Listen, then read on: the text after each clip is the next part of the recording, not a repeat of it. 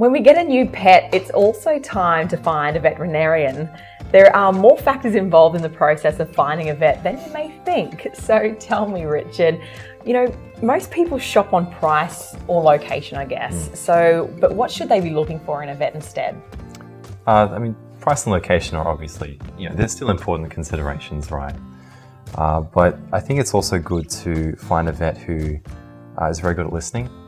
So they listen to all of your concerns and they, can address them in a timely manner. I think it's really important to find a vet who, you can tell they like animals. Yes. Right? They have to be an animal person. Doesn't mean they're a good people person, but they should be a good animal person. Yeah. Right? Technical ability is very important, very difficult to judge though, right? If you don't know what you're looking for.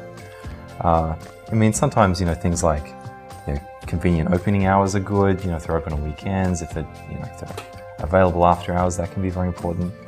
But I think, the ability to listen, the ability to care, and the ability to kind of work with you to, make a good plan for your pet together.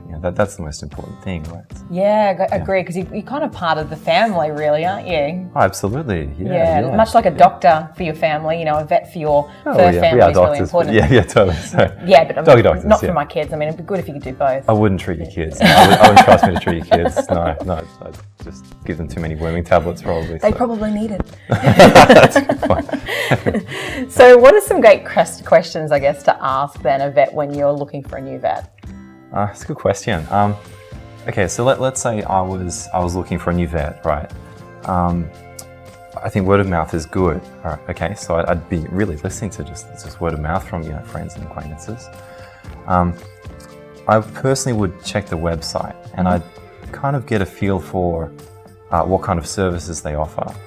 And I think in very general terms, like the longer the list, probably the more, let's say, technically minded they are. So if they have things like an X-ray machine, that's good.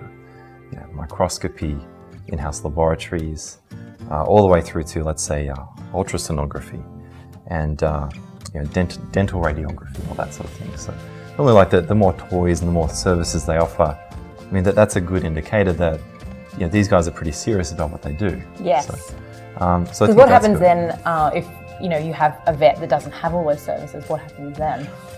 Well, if that vet's good, what they should do is recognise their limitations and refer elsewhere if they need to. Yes. But then you kind of have more costs and things like that. More costs, and then you start dealing with different vets, and you get kind of 3 different opinions, and it kind of complicates the plan. You got different specialists, which means more money, really, right? Yeah, that is true. There's obviously a cost in having that sort of gear, right? Certainly a vet who doesn't have that sort of gear, I'd assume they've got to be more affordable. There's fewer overheads. Yeah. But they're going to be doing less. And, maybe you're better off kind of, seeing a vet who can actually, let's say, diagnose and treat things earlier. Yes. And find more problems, particularly sooner, than a vet who's just going to be putting off diagnostics or putting off things. Because they don't have the... Correct, yeah. That equipment you're talking about. Yeah, but you'd hope if they're honest and responsible and they're aware of their limitations. We still have limitations, right? We still refer to specialists for certain procedures, absolutely. Yep. Like eye specialists and things like that. Oh, yeah.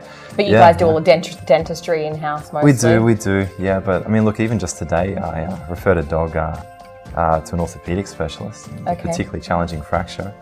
Said, look, we're happy to try it, but you'll have better odds at a good outcome in someone else's hands. And that's what it really comes down to, right? Is the best outcome for the pet. Correct. Yeah. So why do we need to look at our choice of vet like a choice of a doctor then?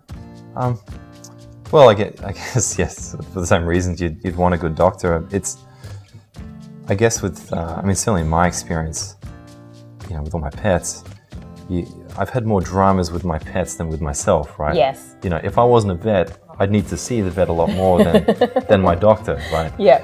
And some of these problems are pretty major. And so you kind of want someone who, I think, who you're familiar with is very important. You need to be able to trust them, trust them and their ability.